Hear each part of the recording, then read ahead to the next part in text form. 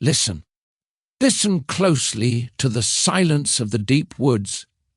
It is in that silence that the darkest secrets are often buried.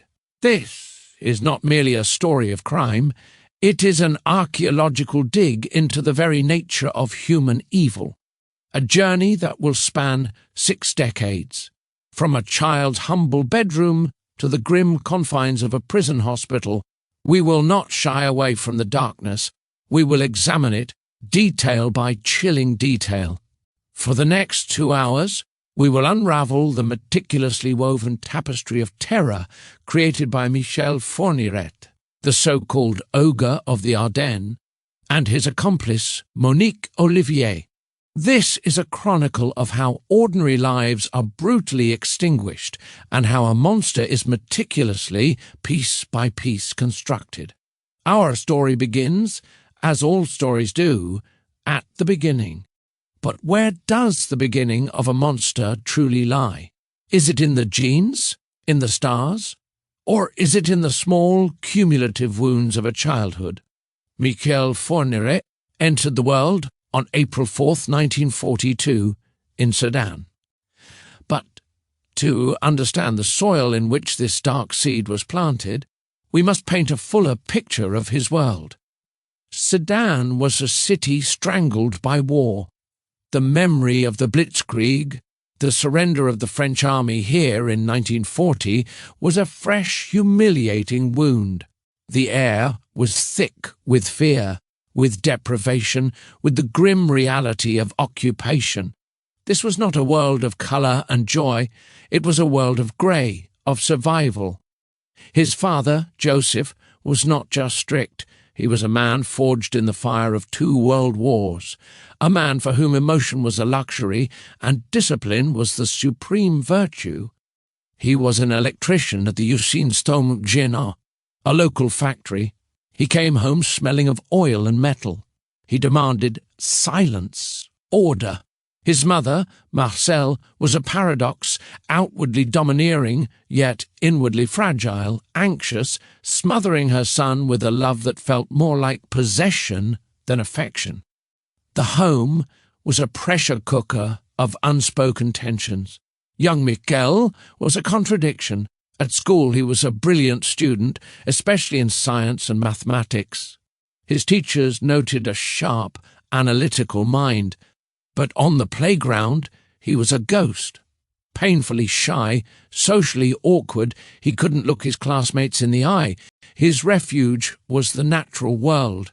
He would spend hours alone in the woods surrounding Sedan, observing insects, tracking animals, building shelters. He wasn't playing, he was studying. He was learning the laws of the predator. His piety as an altar boy was intense, almost fanatical. He was fascinated by the ritual, the order, the black-and-white morality of the Catholic doctrine. But it was a faith devoid of warmth. It was about rules, not grace. And then the bodily betrayal, a ruptured appendix at age 17. The pain was excruciating. The subsequent peritonitis brought him to the brink of death. He was hospitalized for weeks. His body carved open, his strength sapped. This was a profound trauma. For an adolescent boy already struggling with his identity, this emasculation, this forced vulnerability was catastrophic. He felt his body had failed him, and he began to project that failure onto the world, particularly onto women. His first job was as a trainee turner fitter at the same factory as his father. Here, his meticulous, patient nature found an outlet. He could lose himself for hours in the precise work of shaping metal to 1,000th of a millimeter. It was a world he could control absolutely, unlike the chaotic world of human emotion. His military service, from 1962 to 1963, was in Baden-Baden, Germany. He was a driver. It was an unremarkable period, but it gave him a taste for mobility, for crossing borders, for being a man without a fixed anchor. Then his first marriage. It was a rushed, desperate affair. His wife, a young woman from a local family, soon discovered the man behind the shy exterior, a man prone to violent jealousy, to sudden rages over trivial matters, to a sullen, brooding silence that could last for days. The marriage was a battlefield. When she finally left him, taking their child, it was the final confirmation of his deepest fear. He was unlovable. The rejection was not just personal, it was, in his twisted logic, a verdict on his entire being. The shyness curdled into a cold, hard hatred, a misogyny that became the central pillar of his psyche. His first known crimes in the mid-1980s were a rehearsal for the horrors to come. He didn't start with murder. He started with violation. He would stalk shopping centres in the Yvelines like the Parly-Two Mall in Le Chesnay. He targeted young women in parking lots. His weapon of choice was often a fake pistol or a knife. His method was one of overwhelming, instantaneous force. He would ambush them, drag them into his vehicle, a red Simca 1100, and drive them to a secluded area. The attacks were brutal, soulless. He was practicing. He was learning how to dominate, how to terrify, how to erase a person's will. His arrest in 1987 for these crimes should have been the end of the story. But it was, in fact, the beginning of its most horrifying chapter. Prison, for most, is a punishment. For Michel Fourniret, it was a recruitment office. The Fleury-Mérogis prison, a sprawling, soulless complex. Here, Fourniret, inmate number 38,742, found a perverse sense of order. He was a model prisoner, quiet, obedient, spending his time in the library, reading history and mechanics. And it was here, in this crucible of human failure, that he began to write. His letters were not simple missives, they were manifestos. He corresponded with multiple women, but one, in particular, stood out. Monique Olivier. She was visiting her husband, another inmate, but her gaze kept drifting to the intense intellectual Fourniret. He tested her. In his letters, he didn't pretend to be a wronged man. He was chillingly honest. He confessed his fantasies of kidnapping, raping, and killing young virgins. He wrote of his desire for absolute possession. This was his litmus test. Would she run? Would she be repulsed? Monique Olivier, a woman whose own life was a study in quiet desperation, did not run. She wrote back. She agreed. In one of the most damning pieces of evidence, a letter was read aloud in court years later. In it, she wrote, "I understand your desires, Michel. I am not afraid. I will help you find the young girls you need. I will be your accomplice. We will be united in this." The pact was sealed. The hunter had found his lure. Upon his release in 1987, the diabolical partnership was activated. They married in a quiet civil ceremony. They were a perfect camouflage, an ordinary, slightly dowdy couple. They moved into a small, unremarkable house, and later to a remote farm in Château-Porcien. The farm, La Masserie, was their fortress. Isolated, surrounded by fields and woods, it was the perfect base for their operations. Let us now descend into the chilling, step-by-step mechanics of their hunting ritual. It was a process, refined over years, a well-rehearsed play of death. Phase 1, the search. They would spend days, sometimes weeks, prospecting. They would drive through small towns and villages in the Ardennes, across the border in Belgium, in the Yvelines. They favoured supermarket parking lots, Intermarché, Leclerc, bus stops near schools and lonely country roads. Fourniret, with his cold, assessing gaze, would pick the target. He preferred young, slender women, often with long hair, who appeared shy or vulnerable. He called them his type. Phase 2, the lure. This was Monique's domain. She was the master of this deceit. She would drive their white Renault master van.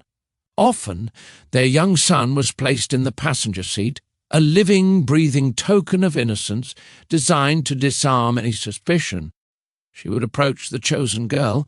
Her face was a mask of helpless confusion. "Excuse me, mademoiselle. I'm so sorry to bother you. I'm looking for the Rue des Lilas. My map is so confusing. Could you possibly show me?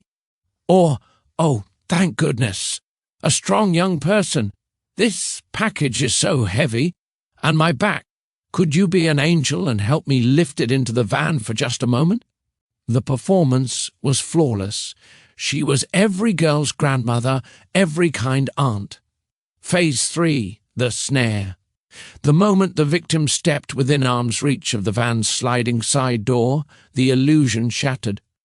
The door would be violently thrown open, and there he would be, Michel Fourniret, his face a grim mask, his eyes empty. He would lunge, grabbing the girl with surprising strength, a hand often clamped over her mouth, and drag her, kicking and screaming, into the dark interior of the van.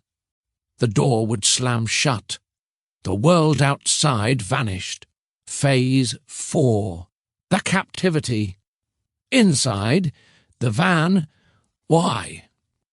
Inside was a rolling torture chamber. The windows were often covered with curtains. The girl would be bound, gagged, and terrified.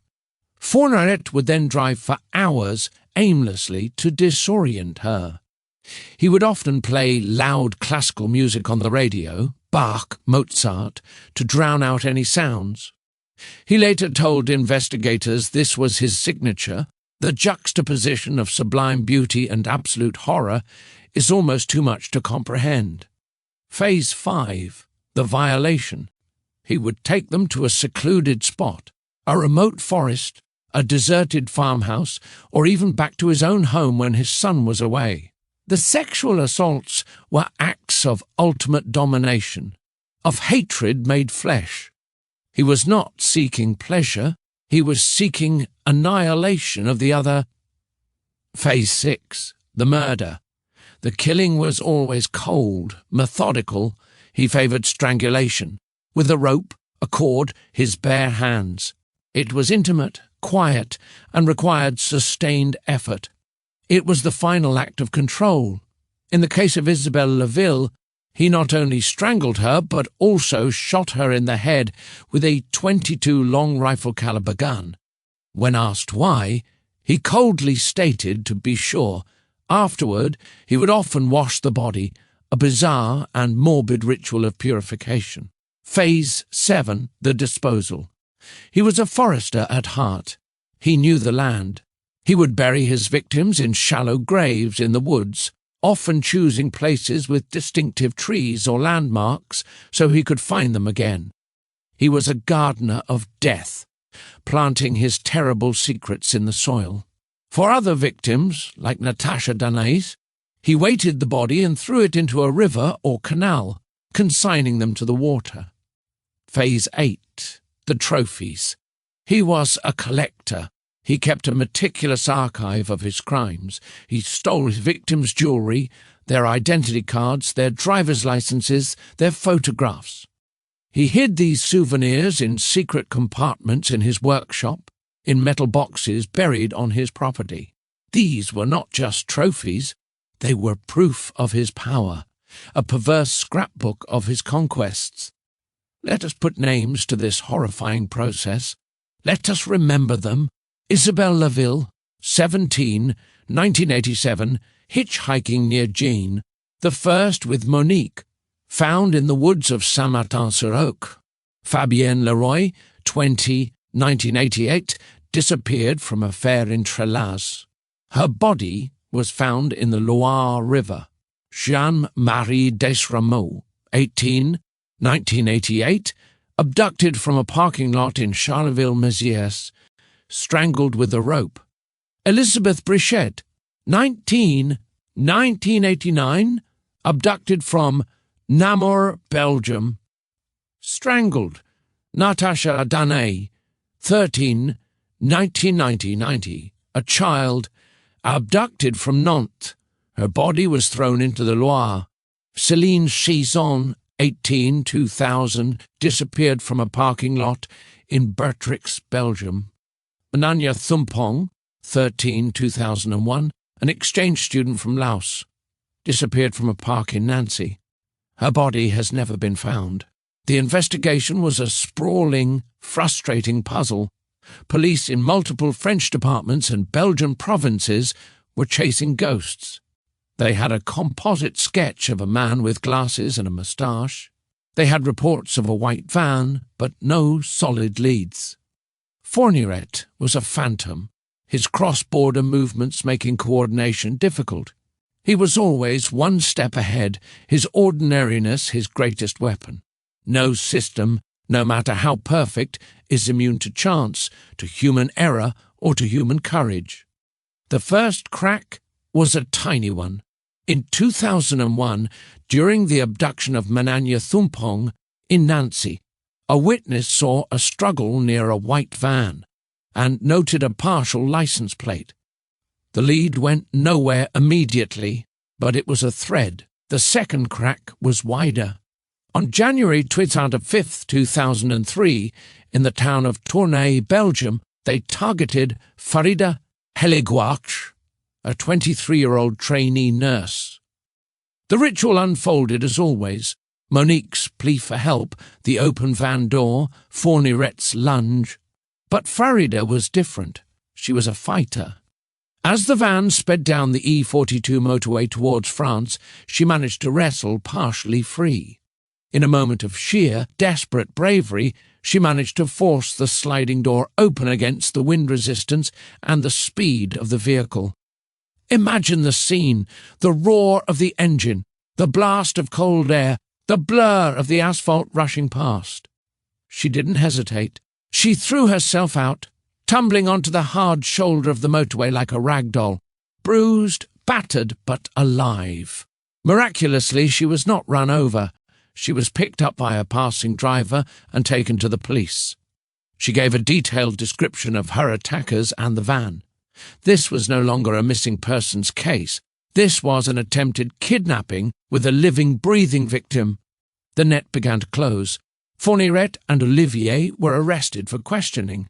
But in a bitter twist, Farida, traumatized and having seen them only briefly in a state of extreme terror, could not positively identify them in a lineup. The legal clock ran out. They were released. Fourniret must have felt invincible. But the pressure was now immense. The third and final crack was the collapse of the partnership itself. The near miss with Farida spooked them. They argued. The pressure of living a double life for 17 years was crushing Monique Olivier. She felt controlled, dominated, and perhaps a flicker of conscience, or more likely, an instinct for self-preservation, began to stir. In May 2003, from their new home in Saart-Custine, Belgium, she made the call that would end it all.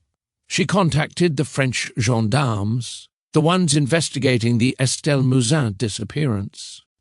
She was ready to talk, but she was cunning. She didn't confess to everything at once. She started with a bargaining chip, the location of the body of Céline Chison, a victim the police didn't even know was connected to Fourniret. She provided precise directions. When the gendarmes found Céline's remains exactly where Monique said they would be, they knew they had a direct line to hell. On June 2003, the Belgian police, acting on the information from France, surrounded the house in Saart-Custine. The arrest was swift. When officers confronted Fourniret, telling him that Monique had confessed, the carefully constructed edifice of control exploded. He flew into a violent, screaming rage, hurling objects, struggling against the officers. The calm, calculating Ogre was gone, replaced by a cornered, furious animal. What followed was a unique and macabre chapter in French criminal history, the walking confessions. In a cynical attempt to negotiate for a more favourable prison placement, or To maintain some shred of control, Fourniret agreed to cooperate.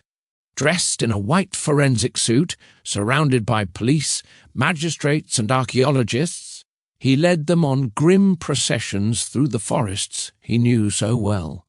He would walk, handcuffed, his eyes scanning the terrain with the expertise of a woodsman. He would stop, point with his chin or his foot. "Here! It's here! I buried her about 80 centimetres down. She was wearing a blue jacket," and the diggers would begin their careful, heartbreaking work, and the earth would yield its tragic secrets. For the families it was a grotesque form of closure. They finally knew, but they also had to bear the image of their daughter's killer standing over her grave, directing the proceedings like a foreman on a work site. The trial in March 2008 at the Charleville-Mézières courthouse was a monumental event. The small courtroom was packed. Fourniret sat in the dock, constantly scribbling in his notebooks, a bizarre attempt to control the narrative until the end. Monique Olivier, separated from him, seemed diminished, a pale shadow. The families faced them. The testimony was harrowing. Farida Hellegouarch, showing immense courage, faced Fourniret and described her ordeal. The father of Elisabeth Brichet held up a photo of his smiling daughter and asked Fourniret, "Why her? What did she ever do to you?" Fourniret remained silent, his eyes downcast. The prosecutor, Maître Edouard Levrault, demanded the ultimate penalty. The lawyer for the civil parties, the formidable Maître Didier Sebon, gave a closing argument that resonated across France. "Who are you, Michel Fourniret? A carpenter? A hunter? A father? You are a predator. You are a consumer of human lives. You looked at these young women and you did not see human beings. You saw objects for your pleasure, obstacles to be eliminated. You are the embodiment of absolute evil, an evil so profound it is almost incomprehensible. There can be no forgiveness. There can only be justice." The jury deliberated for 3 hours. The verdict: guilty on all counts. Life imprisonment, with a period of safety of 30 years, the maximum possible sentence. Monique Olivier received the same sentence. As the verdict was read, Fourniret showed no emotion. He simply closed his notebook. But the story was not over. The case of 9-year-old Estelle Mouzin, who disappeared in 2003, continued to haunt the investigation. For years, Fourniret denied it. But in 2018, under relentless pressure from Estelle's father and a new generation of investigators, he began to change his story. He confessed to abducting and killing her, claiming he acted alone. He led them to a forest in Villiers-sur-Seine in the Ogre region. The subsequent excavation was one of the largest in French judicial history. For weeks, heavy machinery dug deep into the clay soil. The nation held its breath, hoping for an end to the mystery, but Estelle's body was never found. It was Fourniret's final cruel manipulation. He gave a confession but withheld the body, maintaining a thread of control over the narrative of his own life and crimes until the very end. Michel Fourniret died on May 10, 2021, in the hospital of the Parisian prison of La Santé. The official cause was cardiac and respiratory failure. He was 79 years old. He died without ever expressing a shred of genuine remorse, without returning Estelle to her family, taking his most terrible secrets to the grave. So, what remains when the prison door clangs shut for the last time? What is the legacy of Michel Fourniret? It is the legacy of stolen futures, of the weddings that never happened, the children who were never born, the careers never pursued. It is the legacy of families forever broken, who mark time not by celebrations but by the anniversaries of a disappearance. It is the story of a monster, yes, but it is also the story of the woman who chose to walk beside him to enable his every horror. Monique Olivier remains in prison, a permanent testament to the banality of evil, to the terrifying power of passive complicity. The case forced a reckoning in European law enforcement, leading to better cooperation between France and Belgium, but it also left behind unanswerable questions. How many other victims are there? What finally broke in Monique Olivier to make her talk? And the most haunting question of all, how can such darkness hide behind such an ordinary, unassuming facade? The Ogre of the Ardennes is gone, but the echo of his crimes, the silence of the graves in the deep woods, and the lingering pain of the families ensure that this is not just a story from the past. It is a permanent, dark stain on the present, a chilling reminder that the capacity for evil does not always announce itself with a roar. Sometimes it asks for directions in a quiet, polite voice, right before it pulls you into the dark.